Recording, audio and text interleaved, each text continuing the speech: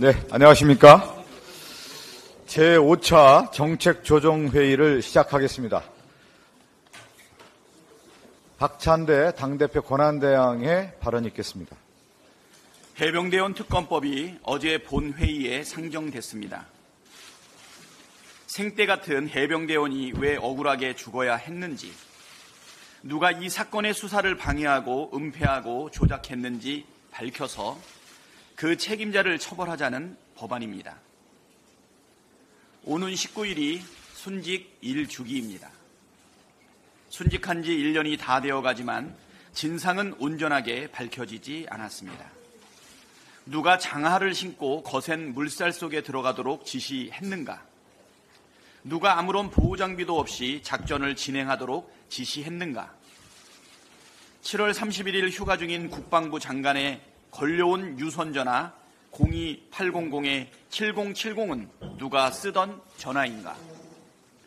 8월 2일 대통령의 개인 휴대폰은 왜 그리 급박하게 움직였는가? 수사 결과 보고서는 누구의 지시로 회수되었는가? 누가 박정훈 대령에게 누명을 씌웠는가? 누가 주범이고 누가 공범인가? 어렵게 얻은 아들을 떠나보낸 어머니의 한을 풀어드려야 합니다. 국방의 의무를 다하기 위해 입대했던 숨진 청년의 억울함을 풀어줘야 합니다. 입대를 앞뒀거나 입대한 청년들의 문제이고, 자식을 군에 보낸 부모들의 문제이고, 병역의 의무를 이행한 모든 국민의 문제입니다. 그런데 지금 이 순간에도 국민의힘은 특검법 통과를 방해하고 있습니다. 대체 왜, 무엇을 위해서, 누구를 위해서 이 국민의 명령을 정면으로 거부하고 있습니까? 말로는 진상규명을 위해 노력하겠다고 하면서 실제로는 진실을 밝히기 위한 특검법을 막기 위해 밤새 궤변의 구판을 벌리고 있습니다. 용산 방탄을 위한 필리버스터, 그 이상도 그 이하도 아닌 명분도 실리도 없는 필리버스터, 부끄러운 줄 아십시오. 민주당은 오늘 오후 국회법이 정한 절차에 따라 필리버스터를 종결하고 국민께 약속드린 대로 특검법을 통과시키겠습니다.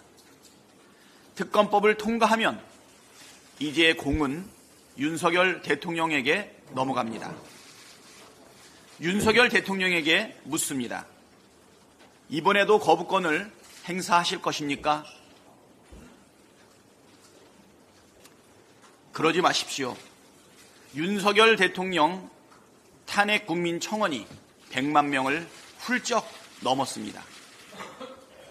들불처럼 번지는 분노의 민심을 무겁게 받아들이십시오. 이번 해병대원 특검법 수용 여부가 윤석열 정부의 국정기조 변화를 가늠하는 기준이 될 것입니다.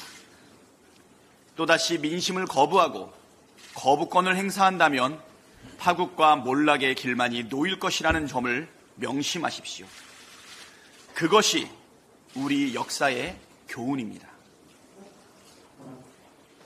민주당의 전국민 25만 원 민생회복지원금을 두고 윤석열 대통령이 어제 왜 25만 원만 주느냐, 한 10억씩, 100억씩 줘도 되는 것 아니냐고 말했다고 합니다. 야당에 대한 저열한 조롱은 차치하더라도 참을 수 없이 가볍고 얕은 대통령의 경제 인식에 참담함을 금할 수 없습니다. 민주당의 민생회복지원금은 현금을 주자는 게 아닙니다. 사용기한이 정해진 소멸성 지역화폐를 지급해 강제적으로 사용케 하자는 것입니다. 이렇게 하면 소비가 진작되고 매출이 늘어 지역 경기가 활성화됩니다. 세수도 늘어납니다. 결과적으로 25만 원 지원한 것보다 더 많이 세금으로 돌아옵니다. 코로나 위기 때 긴급 재난 지원금으로 내수 활성화를 경험한 적이 있는 이미 효과가 검증된 정책입니다. 내용을 모르시면 물어보시기 바랍니다. 찬찬히 설명해 드리겠습니다. 소상공인과 자영업자의 고통이 심각합니다. 코로나19 위기 때보다 더 큰 위기 상황을 체감하고 있다는 분들이 부지기수입니다. 고금리 고물가의 매출은 떨어지고 대출이자를 갚지 못해 연체 금액이 급증하고 있습니다. 이 악순환을 끊으려면 소비를 진작해서 경기를 살려야 합니다.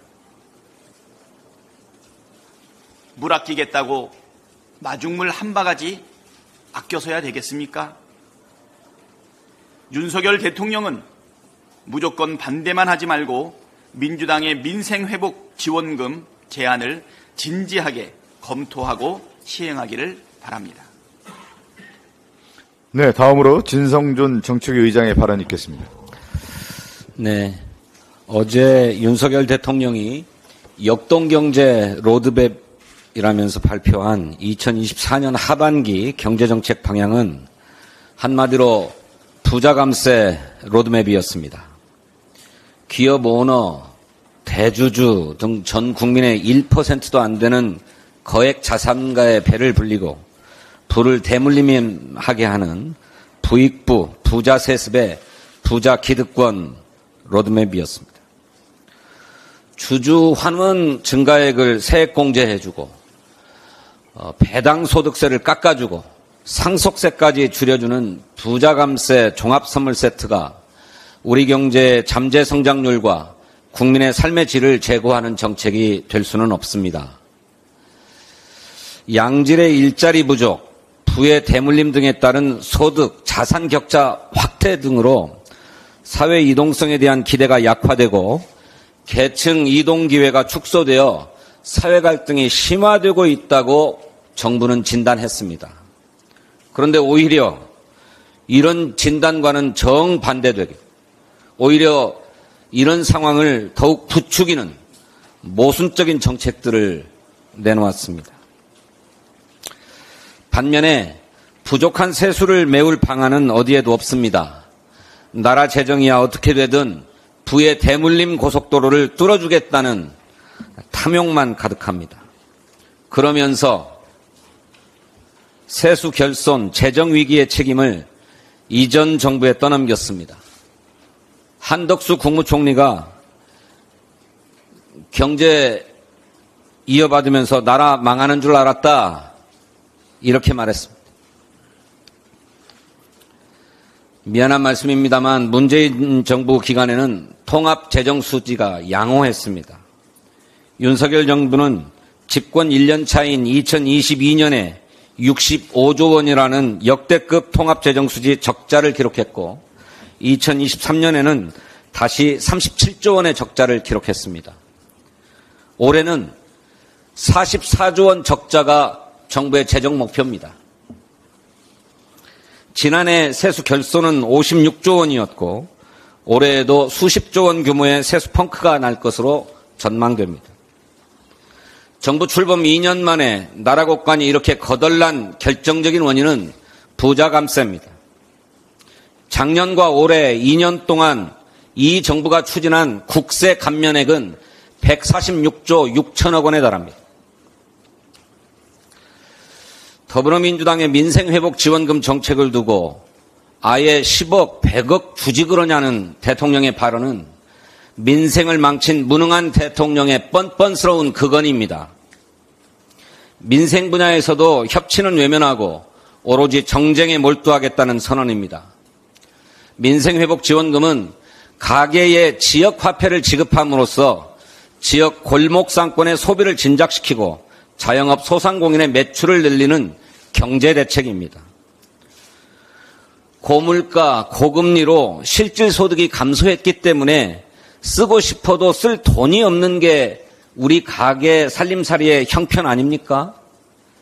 그러니 골목경제, 골목상권의 장사가 안 되는 것이 현실 아닙니까?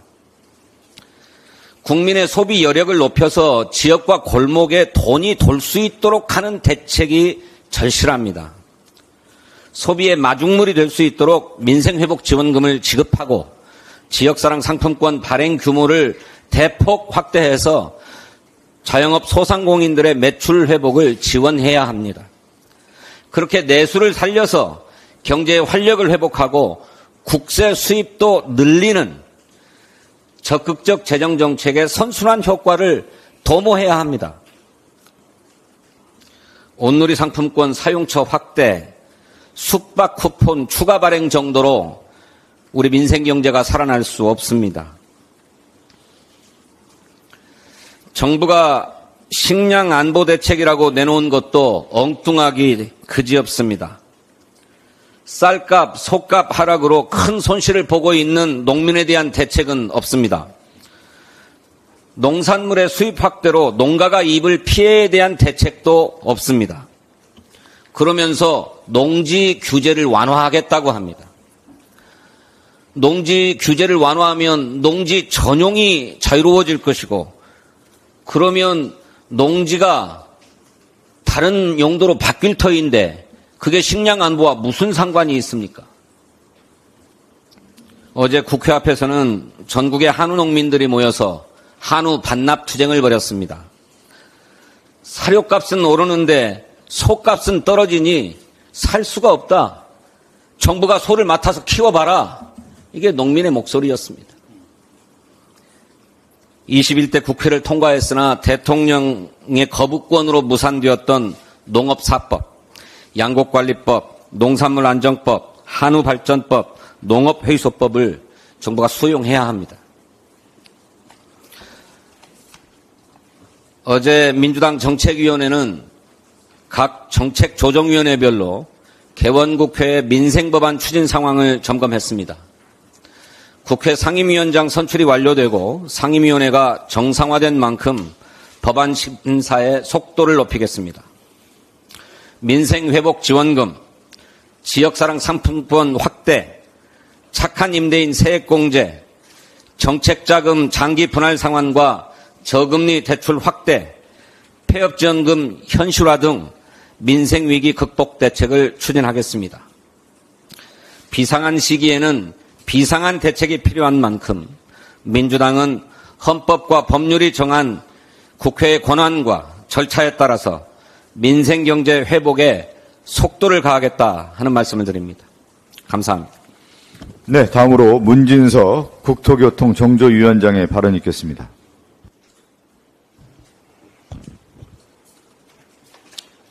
네. 전세사기 특별법이 제정된 지 1년이 지났습니다. 특별법은 어떤 피해자도 구제하지 못하고 있습니다. 8명의 희생자와 수많은 피해자, 사회 초년생을 타겟으로 한 악질적인 신촌 전세사기, 껍데기만 있는 특별법으로는 피해자들의 눈물을 닦아줄 수 없습니다. 22대 국회가 시작된 지 한 달이 지났지만 전세사기 특별법에 대한 여야 정의 구체적인 논의는 한 차례도 진행하지 못했습니다. 여당은 침대 정치, 셀프 파업을 자행하고 정부가 늑장을 부리고 있는 동안 피해자들의 가슴은 새까맣게 타들어가고 있습니다. 우리 민주당은 지난 21대 국회에서 선구제 후 해수를 명시한 개정안을 통과시켰습니다.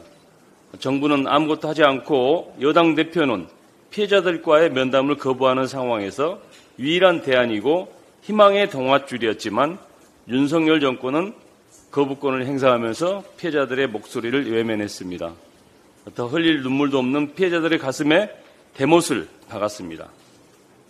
개정안 본회의 표결을 앞둔 지난 5월 27일 정부의 대책 발표가 거부권 행사의 부담을 덜기 위한 립서비스가 아니었다면 구체적이고 진전된 개정안을 제출해야 함에도 불구하고 한 달이 지난 지금까지도 개정안을 제출하지 않고 준비하겠다 말만 3주째 반복하고 있습니다.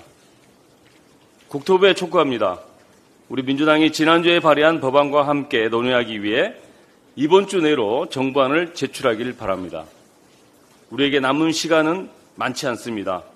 희생자가 더 생기기 전에 피해자들께 희망을 드려야 합니다. 여당인 국민의힘에도 동참을 요구합니다. 국가의 도움이 절실하게 필요한 국민 앞에 여야가 따로 수 없습니다. 더불어민주당은 오늘 전세사기 대책 특별위원회를 출범시키고 전세사기 피해 근절에 모든 당력을 집중하겠습니다. 국토위, 정무위, 행안위, 법사위 등 관계 상임위 위원들이 함께 구체적인 근절 대책과 지원 방안을 마련하고 정부가 놓치고 있는 사각지대도 해소하겠습니다. 우리 민주당은 7월 임시국회에서 전세사기 특별법 개정안을 반드시 통과시키겠습니다. 최우선 민생 법안을 지각 처리할 수는 없습니다. 정해진 시간에 기차를 출발시키겠습니다. 윤석열 대통령께 진심으로 충고합니다. 국민을 위해서 일해야 할 정부가 국민을 외면하고 거부권을 남발하는 정부가 돼서는 안 됩니다. 진정 민생이 최우선 가치라면 전세사기 피해자들을 외면하지 마십시오. 전세사기 피해자들은 개인의 잘못이라기보다 법과 제도의 미비에서 비롯된 사회적 재난의 피해자들입니다. 대통령께서 직접 관계부처의 인식의 전환과 신속한 대안을 제출할 것을 지시하십시오. 감사합니다. 네, 마지막으로 박선원 정보정조위원장의 발언이 있겠습니다. 네, 안녕하십니까. 박선원입니다. 안보가 위기입니다. 정부의 정책기조 자체에 문제가 있습니다. 의원님 마이크를 좀 더 가까이 하시죠. 네, 안보가 위기입니다. 정부의 외교안보 정책 기조 자체가 문제입니다. 이에 더해서 외교부 출신 3인방이 있죠. 조태열 외교부 장관, 조태용 국정원장, 장호진 안보실장, 이 세 사람과 김태호 안보실 1차장 세력을 상대로 한 대립관계에 문제가 있다. 각자 업무 분장의 불균형에 문제가 있다라고 하는 말이 있습니다. 모든 책임의 최고 권한을 갖고 있는 안보실장 장호진은 주로 러시아를 맡고 외교장관 조태열은 주로 중국을 맡고 그 밑에 안보실 차장인 김태호가 미국과 일본, 북한 업무를 통째로 쥐고 독점하고 있습니다. 국정원장 조태용은 김태호 차장 계열의 국정원 1차장, 2차장 등 고위직에 둘러싸여 지휘권을 제대로 행사하지 못하고 있습니다. 1인 독주 지배체제의 안보정책 결정 구조에 문제가 있습니다. 이런 기형적인 안보정책 라인으로 인해서 외교안보 영역에 온갖 실패작이 나오고 있습니다. 러시아 담당 장호진 실장이라고 말씀드렸죠. 러시아 푸틴과 북한 김정은이 6월 19일 지체 없이 모든 수단을 다해 상호 지원한다 하는 정보를 사전에 입수하고도 그것을 막기 위해 아무것도 하지 않았습니다. 김태호가 한미일, 한일, 북한을 맡고 있다고 했죠. 이번 제주도 남방에서 실시했던 한미일 첨단 전력이 참여한 프리덤 엣지 훈련, 이것으로 대한민국 안보를 위기로 몰아가고 있습니다. 한미일은 지난해만 10여 차례 합동군사훈련을 해서 군사적 통합의 기초를 쌓았고 이제 연말을 통해서 아시아판 나토로 가기 위해 질주하고 있습니다. 언뜻 보면 북핵 문제와 북한 핵 위협이 있으니까 군대가 서로 힘을 합치고 유사시에 공동 대응할 준비를 하면 좋은 거 아니냐라고 생각할 수 있지만 그렇지 않습니다. 일반적으로 국가 간의 관계는 적대 관계에서부터 우호 관계까지 이렇게 선형으로 발전하게 되어 있습니다. 적국, 긴장 완화, 협정국, 우방국, 동맹국 이렇게 단계가 있는 것입니다. 북한은 적국과 긴장 완화 사이에 있습니다. 일본은 일반적인 조약 당사국과 우방국 사이에 있습니다. 미국은 우리의 유일 동맹국입니다. 즉 일본은 동맹이 아닙니다. 동맹이란 무엇인가? 잠재적으로 전쟁을 함께 치르겠다라고 하는 전쟁 공동체가 바로 동맹입니다. 한 국가가 공격을 받을 경우 함께 싸워주겠다 하는 의무를 서로 확약하는 관계입니다. 안보협력은 우방국 간에 공식적, 비공식적으로 정보 교환, 훈련, 교육 등의 아주 일정한 수준의 협력은 하지만 법적 구속력이 없습니다. 그래서 7월 2일 우리 김병주 국방위원회 간사가 국민의힘 논평에 대해 문제를 삼은 것입니다. 한미일 동맹은 무엇이 문제이고 한미 동맹은 무엇을 하는 존재입니까?